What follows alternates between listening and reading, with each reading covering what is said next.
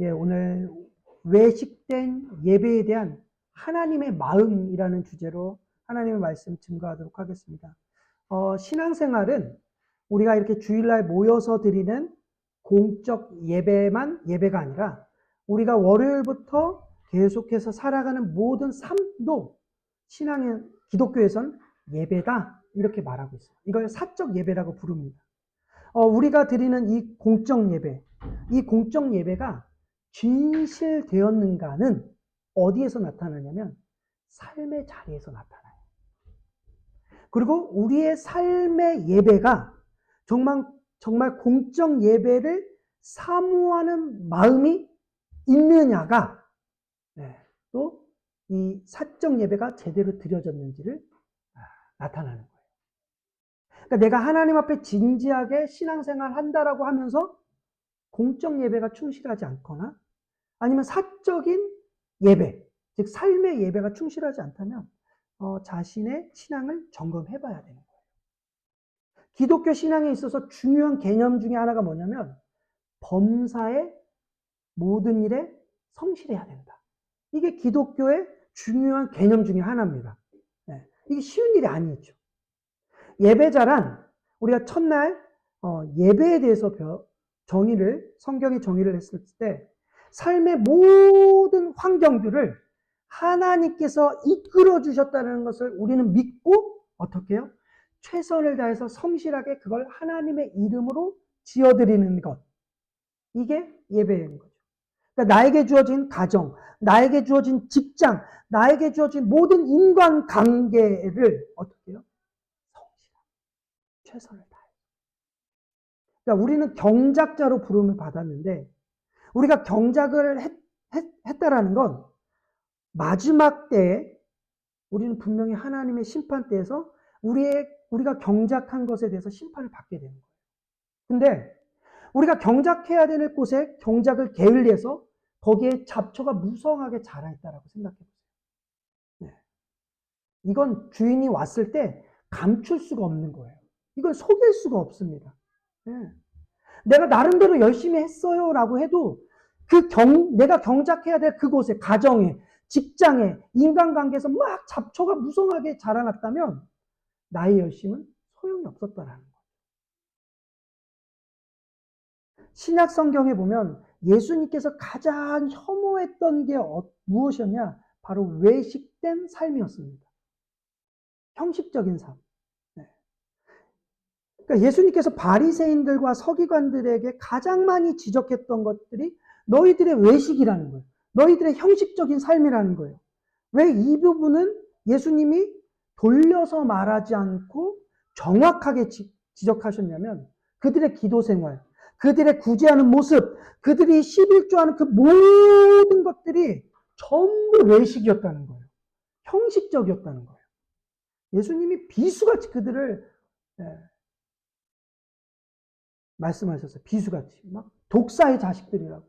근데도 이 바리새인들과 서기관들, 이 사람들은 흐름치만 쳐도 알았어요. 예수님 말씀. 그러니까 이 외식이 가장 심각하게 나타나는 문제가 뭐냐면 바로 무감각해지는 거예요. 자신이 외식하는 그런 모든 생활을 하고 있음에도 불구하고 그리고 예수님께서 그 모습에 대해서 비판을 하고 있음에도 아무런 감각이 없는 거예요. 돌이키려고 하는, 변화되려고 하는 감각이 없는 거죠. 이런 모습들을 예수님이 굉장히 혐오하셨는데 우리가 신앙생활을 하는 데 있어서 이 외식을 해결하지 않으면 천국을 갈 수 있다라는 그 생각은 포기하셔야 돼요. 왜냐하면 주님이 말씀하셨기 때문에 천국은 부자가 들어가는 곳이 아니라 이 바늘길, 낙타가 바늘길을 통과하기 아주 어렵다는 거예요. 그러니까 외식을 하면서도 그렇게 편안하게 갈 수 있는 곳이 아닌 거예요. 근데 우리는 외식을 해도 형식적으로 신앙생활을 해도 천국 갈 수 있다라고 세뇌당해버렸단 말이에요. 한국교회 성도들.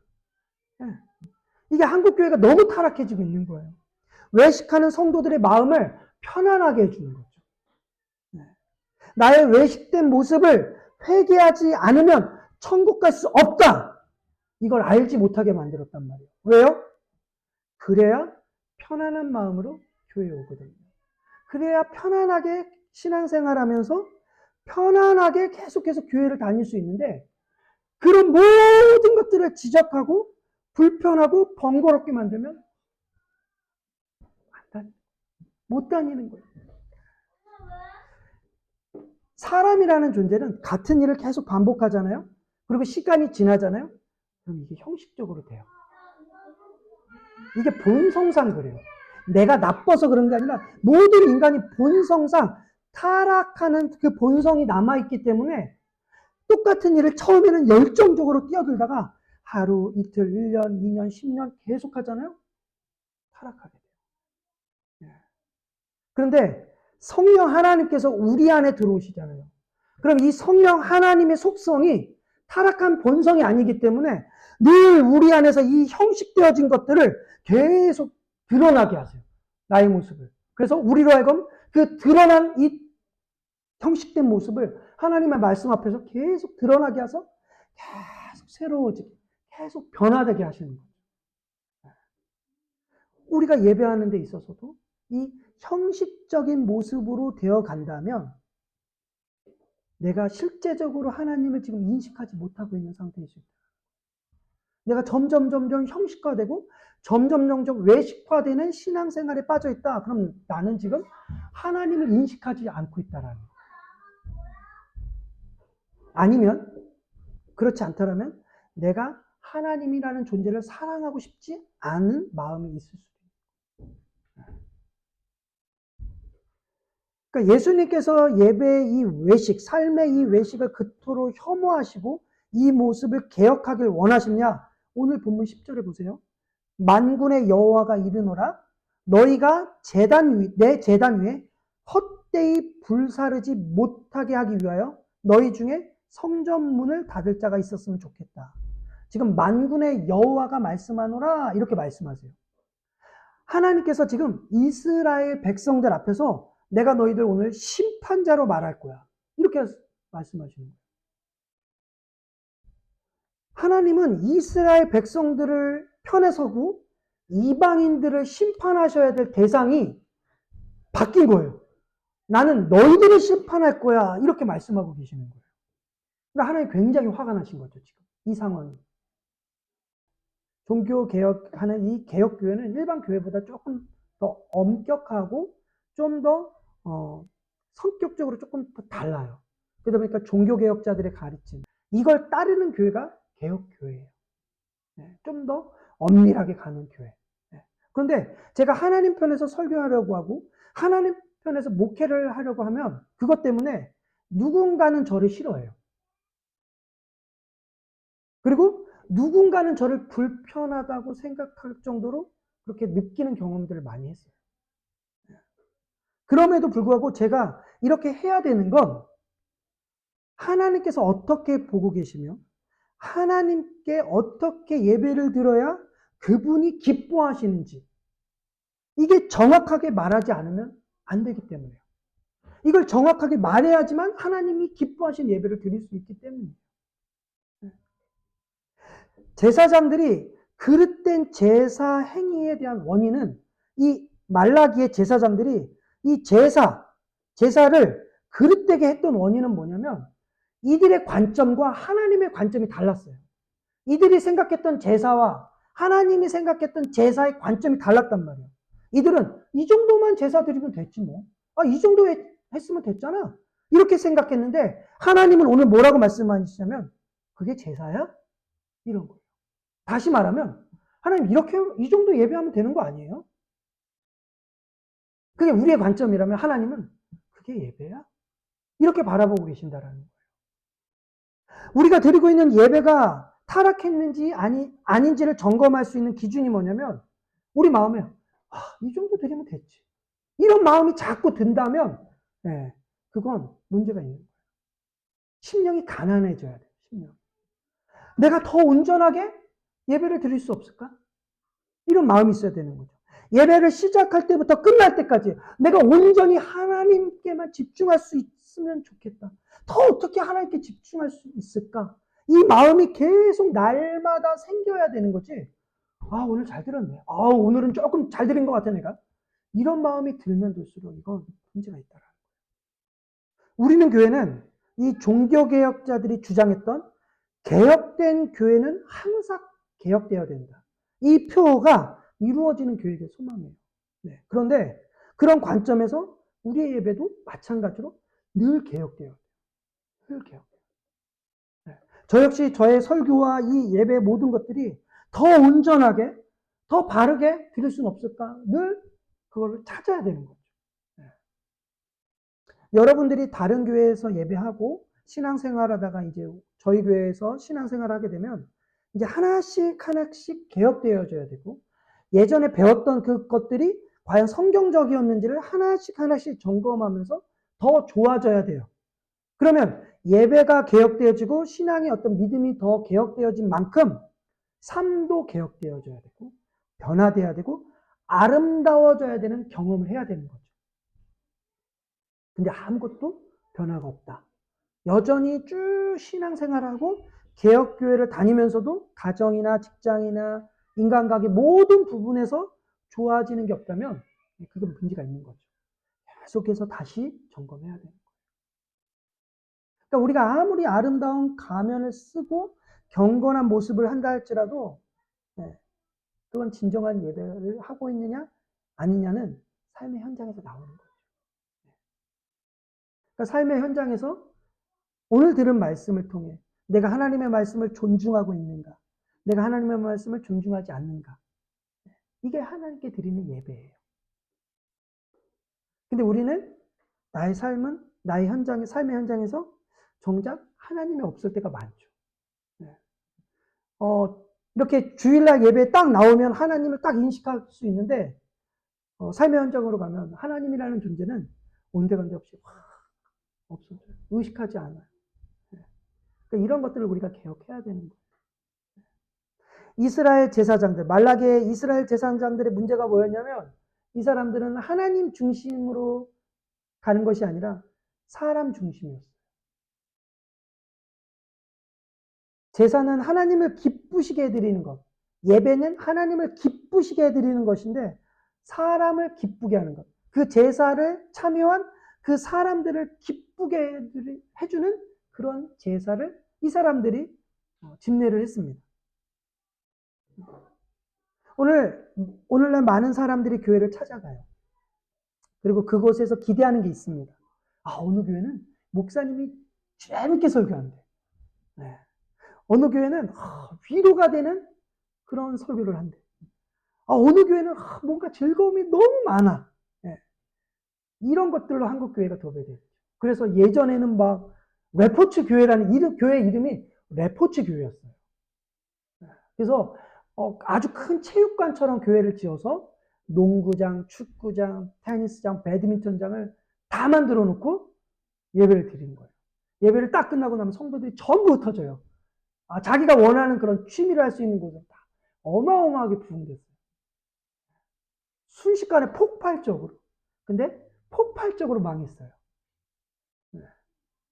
왜냐면 사람들은 자기가 거기에 찾아갔다면 그거보다 더 좋은 곳이 있으면 언제든지 바꾸거든요. 여러분, 교회 안에서 가장 높은 분이 누굴까요? 하나님. 네, 하나님이에요.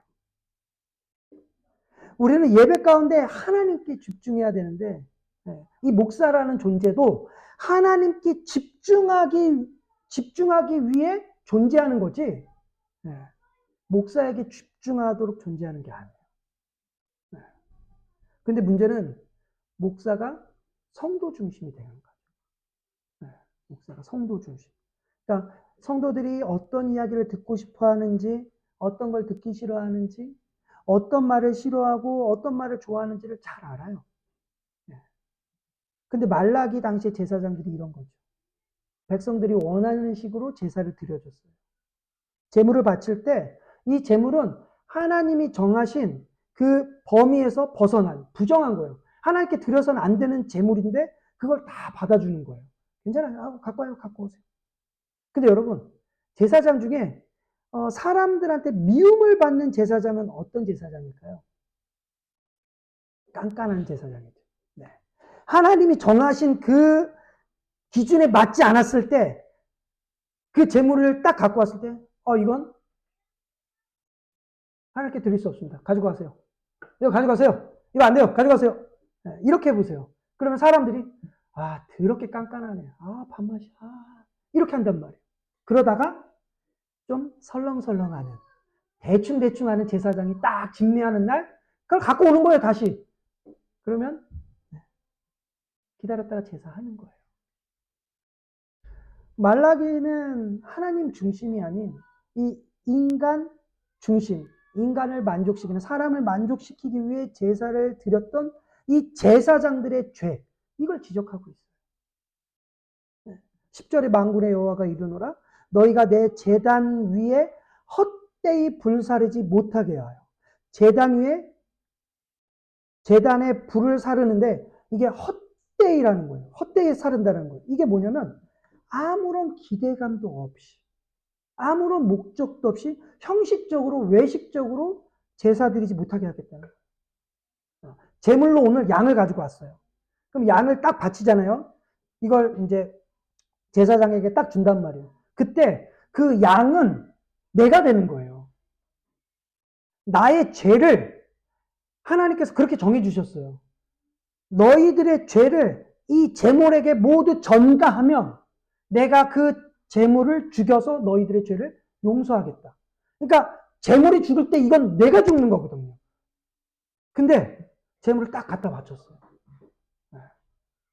이 양이 불이 타든지 말든지 각을 떠서 막 찢기든지 말든지 그냥 넣어놓고 이러고 있는 거예요. 영혼이 하나도 없는 거예요.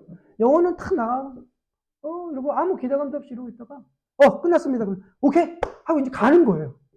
이게 헛되이 불사르고 있다라는 거예요. 오늘 우리 예배 가운데 어떤가요? 우리가 찬양할 때 우리의 마음을 녹이고 우리의 심령을 하나님께 올려드리고 말씀을 통해 우리의 마음을 찢고 내가 새로운 피조물이 되기 위해 그렇게 살기를 열망하며 예배를 드리는가 봐야 돼요. 그냥 예배하면 하나보다, 찬양하면 하나보다, 설교하면 하나보다 이런 모습들이 헛되이 불사르는 모습이라는 거죠. 이건 끔찍한 죄인데 이걸 말하지 않아요, 한국교회가. 왜냐면 싫어하니까. 성도들이 불편해하니까. 제가 진짜 많이 봤던 모습이에요. 앞에서 예배 때 앞에서 이렇게 막 찬양을 하잖아요. 찬양 인도자들이나 찬양팀들이.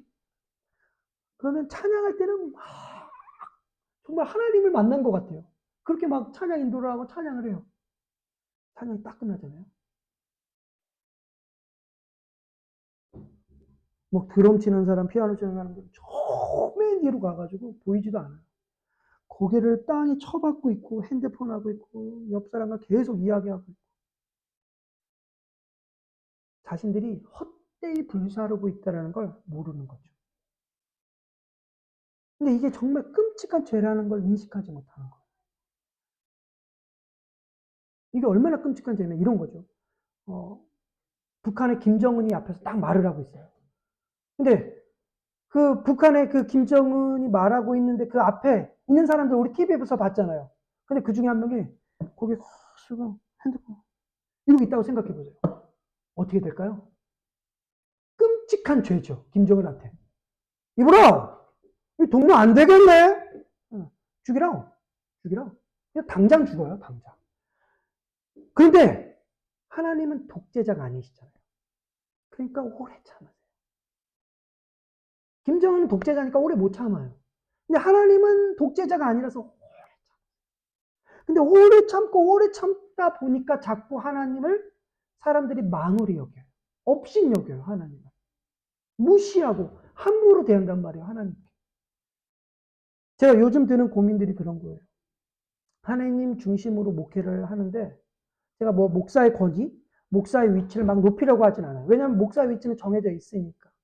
그런데 제가 가만히 보면 이게 설교를 할 때요. 목사를 왕처럼 여기듯이 설교를 하면 신기하게 성도들이 교회를 떠나지 않아요. 그 목사를 왕처럼 섬겨요. 그 목사를 신처럼 여겨요. 그래서 성도들이 떠나질 않아요. 근데 오히려 하나님을 높이잖아요. 하나님만 높이고 하나님만 하잖아요. 말씀을 드리잖아요. 그러면 목회자로서 어떤 마음이 드냐면요. 무시당한다는 마음이 들 때가 있어요.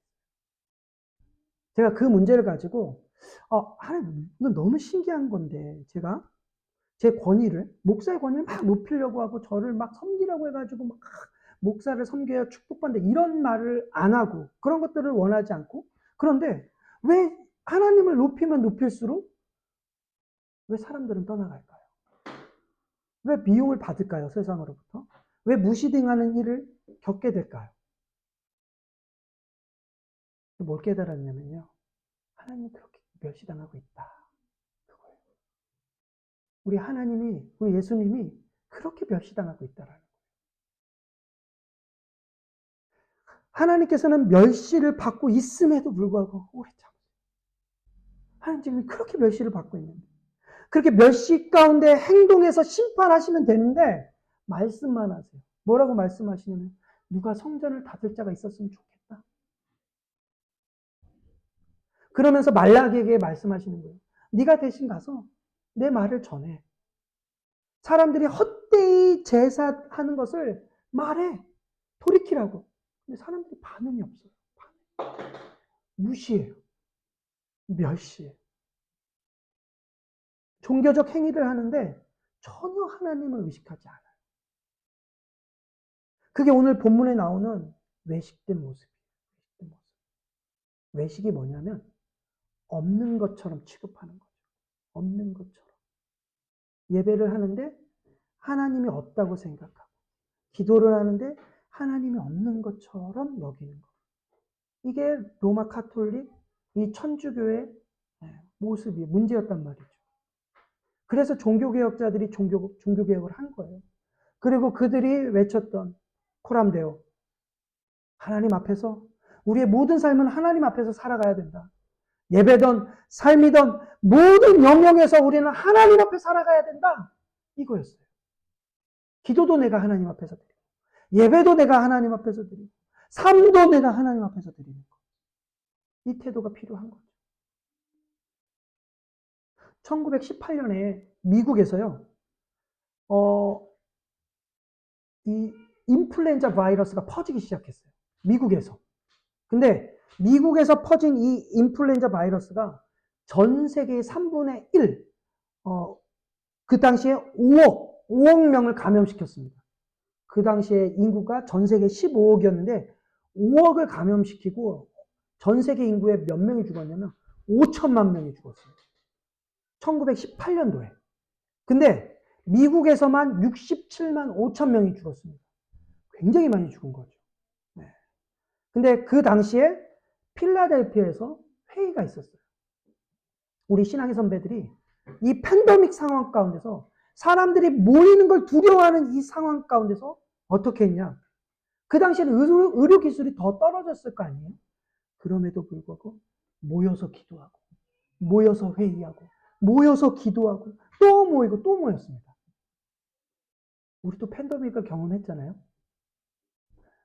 우리의 모습이 굉장히 초라하죠. 돌아보면. 우리는 그 정도밖에 하나님을 사랑하지 못해요. 우리가 하나님을 믿는다고 하는데 하나님을 인식하고 있다고 느껴지지가 않아요. 내가 믿는다고 하지만 내가 하나님을 인식하고 있다고 느껴지지가 않아요. 이 부분이 우리 삶에 어떻게 나타나냐면 내가 하나님보다 사람이 더 중요하고 내가 하나님보다 내 현실에 있는 문제가 더 중요하고 내가 하나님보다 다른 무엇이 더 중요하다고 그렇게 나타나고 있는 거예요. 반대로 하나님을 믿기 때문에 사람을 잃게 되고 내가 하나님을 믿기 때문에 손해를 선택하고 내가 하나님을 믿기 때문에 어려움을 당한다. 이건 우리에게 영광이 될 수 있어요. 오늘 많은 그리스도인들이요. 다른 우상에게 최고의 것을 드려요. 그리고 남는 걸 하나님께 드려요. 나름대로 경건한 그리스도인이고 신앙인이라고 말하는데 한번 생각해 보세요. 우리가 하나님께 드리는 시간은 남는 시간이 아니잖아요. 오늘 오전에 할 거 없네? 예배나 드릴까? 이게 아니잖아요. 네. 내게 가장 귀한 시간임에도 불구하고 하나님께 드리는 거죠. 우리가 드리는 헌금도 우리가 쓰다 남는 거 하나님께 드리는 게 아니라 예수님이 과부와 부자의 헌금을 비유한 것처럼 과부는 부족함 중에도 자기가 쓸 것이 없는 중에도 하나님께 드렸고 부자는 남는 거 하나님께 드린 거죠. 쓰다 남는 거. 그걸 하나님이 지적하셨다는 거예요. 우리는 하나님께 뭘 드리냐는 거죠. 내가 감정이 좋을 때 예배 드리고 내 마음에 여유가 있을 때 하나님을 섬기고 시간이 있을 때 내가 경제적으로 여유가 있을 때 하나님을 섬기는 거. 이렇게 이야기한단 말이에요. 그건 하나님께 드릴 게 아닌 거죠. 우리는 하나님께 짜투리를 드리는 게 아니에요. 11조도 마찬가지죠. 11조의 정신은 내가 전부를 드린다라는 걸 고백하는 거예요. 여유분을 드리는 걸 표현하는 게 아니고요. 10의 1은 하나님 거고 10의 9는 내 거야가 아니라 10의 1을 드릴 때 이 9도 하나님을 기뻐하시는데 제가 지혜롭게 쓰겠습니다 하면서 드리는 고백이에요. 주일날 드리는 공적 예배도 마찬가지죠. 시간 남아서 드리는 게 아니라 나의 모든 시간이 주님의 것입니다 라고 고백하면서 드리는 게 예배인 거예요. 그러니까 제가 로또가 안 되는 이유가 있습니다. 로또 복권. 왜냐하면 제 마음에 로또가 되면 이만큼 떼서 하나님께 드리고요. 이만큼 떼서 뭐하고가 제 마음에 있거든요. 쓰다 남으면 하나님 드리는 이 마음이 제가 있기 때문에 로또가 안 되는 거예요. 근데 이 마음이 없을 때 전 로또를 살 거예요. 전부를 하나님께 드릴 수 있는 마음 딱 생겼을 때 로또를 딱 사면 분명히 될 걸 믿어요. 근데 제 마음에 그 마음이 아직 없어요. 살 수가 없어요. 왜냐면 사면 안 되는 걸 아니까. 그러면 1,000원을 잃건 5,000원을 잃건 돈을 잃기 뻔하잖아요. 그 마음이 아직 안 생겨요. 그런데 교회가 하나님에게 맞춰진 게 아니라 사람의 기분에 맞춰주는 예배와 그런 형식화가 돼버리면서 하나님께서 성전문을 닫고 싶다 말씀하신 거예요. 그런데 그 일이 코로나를 겪으면서 결국 하나님 성취하신 거예요. 코로나 이후에 한국 교회 문을 많이 닫은 교회들이 있습니다. 사람 눈치를 보면서 하나님을 더 두려워하는 게 아니라 사람 눈치 보면서 세상을 더 두려워하죠. 그러면서 교회 문을 스스로 닫아버렸어요. 하나님을 예배하던 예배하지 않던 크게 중요하지 않다라고 생각해요. 우린 조금만 바쁘고 힘들어도 하나님을 소홀하게 해요. 어떻게 여기냐면 하나님을 맹인처럼 취급하고요. 하나님을 병든 자처럼 취급하고요. 하나님을 다리 저는 무능한 자처럼 취급한단 말이에요. 그래서 하나님을 만족해 하는 신앙보다는 내 만족, 자기 만족적 신앙을 해요. 목사들도 마찬가지예요. 목회를 하다가 하나님 중심이 아니라 사람 중심으로 점점 가면 자기 만족적 목회를 해요. 어떻게 해요? 몇 명 더 모아야 돼요. 빨리 10명, 20명 모아서 자기 교회 임대하고 지하에서 하다가 1층 올라가고 1층에서 2층 올라가고 그게 꿈이에요. 그게 자기 만족이 되는 거예요. 그러다가 건물을 짓고 그러다가 어떻게 해요? 1,000명을 찍자. 야, 그래도 목회 이양 한 김에 대형교회의 소리는 들어봐야지. 다 자기 만족. 하나님을 섬기기 위해서 신앙생활을 하는 게 아니라 내가 기뻐야 돼요. 내가 만족해야 돼요. 그래서 예배가 별로 가치가 없어요.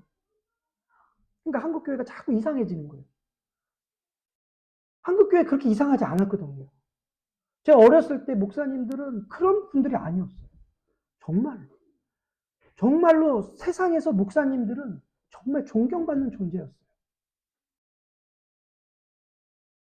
어떤 문제가 있었을 때 목사님들을 찾아가서 이야기하고 목사님께 그런 것들을 묻고, 또 목사님들이 그런 이야기를 했을 때 세상은 그것들을 귀담아 들었단 말이에요. 근데 한국교회가 점점 이상해져. 하나님께서 이런 예배자들을 통해서 뭐라고 하시냐면, 내가 너희를 기뻐하지 아니함. 너희가 손으로 드리는 것들을 받지 아니하리라. 안 받겠다. 기뻐하지도 않으시겠다. 이런 사람들에게 하나님을 섬기는 건 일종의 액세서리예요. 네. 교회 다니는 건 일종의 그냥 액세서리예요. 그러니까 변화도 없고요. 성숙함도 나타나지 않아요. 말라기 이스라엘 백성들의 이런 모습을 오늘 본문 13절에 이렇게 말씀하세요. 만군의 여호와가 이르노라. 너희가 또 말하기를 이 일이 얼마나 번거로운가 하며 코웃음치며 훔친 물건과 저는 것과 병든 것을 가져왔느니라. 하나님께서 받던지 안 받던지 관심이 없어요. 그냥 내가 한번 제사 드리면 된 거예요. 이 외식된 신앙생활을 하던 이스라엘 백성들은 이 제사 가운데 부어주시는 하나님의 은혜를 몰랐습니다. 당시 제사장들은 규칙적으로 드려지는 이 제사, 이게 아무런 기쁨이 느끼지 못했다라는 거예요, 제사장들이. 이렇게 말했어요. 너무 번거로운데? 제사장들이, 그러니까 이런 거예요. 목사가, 예배 너무 번거로운데? 이거 꼭 일주일에 이거 꼭 한 번씩 드려야 돼. 이거 너무 번거로운데? 그러면서 코웃음 치면. 이러고 있는 거예요. 병든 거, 훔친 거, 저는 거 갖고 오면서도 그렇게 예배를 드리고 있는 거예요. 우리는 자꾸 편한 쪽으로 선택하려고 하죠. 거기는 거리가 멀어. 거기는 주차하기 번거로워. 좋은 교회가 어떤 교회인지 아세요? 주차하기가 편해야 돼요. 일단. 그 목사님이 설교가 짧아야 돼요. 그리고 교회가 좀 커야 돼요. 내가 갔는지 안 갔는지 모를 정도로. 이게 좋은 교회예요. 그러니까 내가 편한 쪽을 선택한단 말이죠. 그러니까 거리가 멀고 주차하기가 번거롭고 저건 저렇고 저렇고 그렇단 말이에요. 그런데 이게 희생이라는 것이, 이 희생이라는 것이 신앙이라는 걸 인식하지 못해요. 당시 제사를 주관하던 제사장들과 백성들은 이 제사를 번거롭게 여겼단 말이에요. 억지로 마지못해서 했단 말이죠. 그러니까 이 사람들에게 구원의 감격은 없어요. 이 사람들에게 하나님의 은혜는 없어요. 이 사람들에게 하나님의 사랑, 신앙의 성장 이런 건 느낄 수가 없어요. 또 이 사람들이 드리는 이 예물 정당한 게 아니라 훔치고 병들고 저는 이런 것들을 드린단 말이에요. 이것도 심각한 문제죠. 네. 하나님을 그렇게 취급하는 거예요. 하나님을 그렇게. 우리가 어떤 희생을 하면서 살아가느냐가 내가 하나님을 어떻게 인식하느냐예요. 희생 없이 제가 믿고 있습니다. 저는 믿음이 있습니다. 이건 말이 안 돼요. 하나님을 만나는 경험은 언제 생기냐면 희생할 때 생깁니다. 예배할 수 없는 상황에서 그것을 희생하고 예배를 드렸을 때 그 어려움 가운데서 예배를 드리고 있을 때 하나님이 위로하시고 하나님 은혜를 부어주세요. 다른 사람은 냉랭하게 예배를 드리는데 그 사람만 은혜를 받는 거죠. 하나님이 그 사람만 사랑하는 게 아니라 저 사람은 하나님께 희생을 드렸기 때문에 그래요. 희생을 드렸기 때문에. 정말 하나님께 예배할 수 없는 상황, 섬길 수 없는 상황에서 하나님을 섬길 때, 희생할 때 그 사람에게 은혜가 부어지는 거예요. 거리가 멀고 주차하기가 불편한 우리는 교회 예배당에 오신 여러분들을 축복합니다. 그게 하나님께 드리는 희생이에요. 네. 그리고 우리가 예배당에 오는 것만 예배가 아니라 먼 거리에서 귀찮잖아요. 가까운 데도 많은데 교회. 번거롭잖아요. 피곤하잖아요. 거기다 또 고유가 시대예요. 중동에서 전쟁까지 나서 이게 기름이 또 얼마나 올릴지 모르는데 차까지 몰아야 됩니다. 이게 다 희생. 이게 예배예요.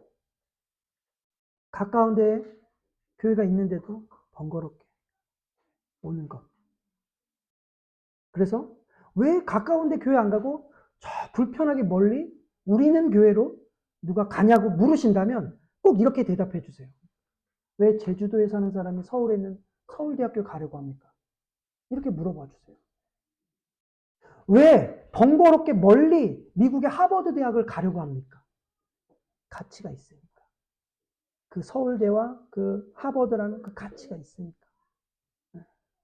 대학이라고 다 똑같은 대학이 아니잖아요. 교회라고 다 똑같은 교회가 아니에요. 여러분, 우리는 좋은 대학을 나와서 자신의 스펙을 쌓기 위해 많은 희생을 하잖아요. 좋은 대학에 내가 갈 수만 있다면 먼 거리라도 간단 말이에요. 좋은 직장이라고 하면 먼 거리라도 우린 갈 수 있단 말이에요. 나의 가족과 나의 유익을 위하는 일이라면 우리는 희생을 아무렇지도 않게 여겨요. 그럼 하나님께도 그렇게 하느냐는 거죠. 고든 DP라는 개혁주의 신학 교수님께서 이런 말씀을 하셨습니다. 그리스도를 안다는 것은 그의 고난에 참여한다는 것이고 그의 부활의 능력을 아는 것이다. 그러니까 그리스도의 고난에 참여한다는 게 뭐냐면 희생을 한다는 거예요. 그리고 그 희생 가운데서 부어주신 은혜, 그 능력이 뭐냐? 부활의 능력을 경험하는 거예요. 그게 그리스도를 아는 거예요. 아, 내가 그리스도를 안다라는 건, 아, 내가 그리스도를 위해 희생하고 있구나. 그래서 그 희생 가운데 하나님의 은혜가 부어지고 있구나. 그럼 나는 그리스도를 알고 부활의 능력도 아는 사람이에요. 그러나 한국교회 그 기독교인들에게는 이 그리스도를 아는 흔적이 보여지지가 않아요. 이 흔적이 없어요. 저는 여러분들이 우리는 교회 성도가 되어 헌금을 하게 만드는 사람이 아니라 저는 여러분들이 그리스도를 만나고 그리스도를 아는 사람이 되게 하는 게 저의 목회 목적이에요. 여러분들이 그리스도를 알아요. 그래서 제가 여러분들에게 요구하는 건 뭐냐면 희생이에요. 그래야 그리스도를 알 수 있으니까. 저를 위해서 희생하라는 게 아니에요.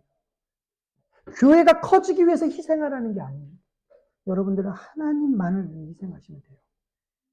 마태복음 25장 42절 이하 이렇게 말씀하십니다. 내가 줄일 때 너희가 먹을 것을 주지 아니하였고 목마를 때 마시게 하지 아니하였고 나그네 되었을 때 영접하지 아니하였고 헐벗었을 때 옷 입히지 아니하였고 병들었을 때와 옥에 갇혔을 때 돌보지 아니하였느니. 예수님을 섬기는 마음으로 우리는 그렇게 섬겨야 돼요. 희생해야 돼요. 근데 우리는 그렇지 않죠. 우리는 형제를 섬길 때 예수님을 섬기듯 그렇게 좋은 것으로 섬겨야 되는 태도가 있어야 되는데 어떻게 해요? 내가 먹지 않는 것, 내가 못 먹는 것을 남에게 줘요. 이건 아니죠. 이건 희생이 아니죠. 내가 먹기 좋은 것, 내가 먹고 싶어 하는 것을 남에게 주는 게 희생이죠. 그게 예수님을 섬기는 거예요. 없어도 그만인 걸 주는 건 바리새인들이 했던 거예요. 그러니까 이 모습에서 우리는 세상 사람들과 구별됨을 나타내는 거죠. 창조주이신 하나님을 대할 때 없어도 그만인 짜투리를 드리면서 내가 예배를 합니다. 하나님을 섬깁니다. 이러면 하나님 얼마나 진노하시겠어요. 오늘 말라기처럼 우리에게 진노하실 거예요. 이게 한국교회의 지금 위험성이에요. 그런 식으로 예배가 오늘도 일어나고 있습니다. 오늘도 그렇게 짜투리 시간을 드리는 것처럼. 주님께서 누가 이 성전문을 닫았으면 좋겠다. 이런 심정인 거예요. 사랑하는 여러분, 하나님께서 우리들에게 요구하시는 예배는 온전한 예배예요. 하나님께서 우리에게 요구하시는 제물은 우리에게서 가장 좋은 것을 드리는 거예요. 가장 좋은 것을 드린다는 건 퀄리티를 말하는 게 아니에요. 많은 양을 말하는 개념이 아니에요. 가장 좋은 것을 드리는 건 이런 거예요. 이스라엘에서 첫 열매를 하나님께 드린다라고 했을 때 이 첫 열매는 가장 좋은 퀄리티, 가장 많은 양을 말하는 게 아니라 그동안 배고팠단 말이에요. 이스라엘 백성들이. 이 농사를 지을 때 가장 배고팠는데 열매가 열리고 수확을 딱 해요. 그때 이제 좀 먹고 살 수 있겠다라고 했을 때 어떻게 해요? 그걸 굶어요. 그걸 굶고 이 첫 열매를 하나님께 드리는 거예요. 어떤 의미이신지 아세요? 내 전부를 드리는 마음. 내 생존에 필요한 모든 것들을 모든 마음을 담아 하나님께 드린다는 거죠. 그러니까 하나님을 존중하는 방식을 말하는 거예요. 비싼 거, 좋은 퀄리티, 많은 양을 드리라는 게 아니에요. 하나님을 존중하며 드리라는 거죠. 우리가 한 주를 살아가면서 우리는 무엇을 희생하며 살아가야 되나 뒤돌아보시고 하나님 정말 기뻐하시는 삶의 예배를 드리는 저와 여러분 되길 예수님의 이름으로 축복합니다.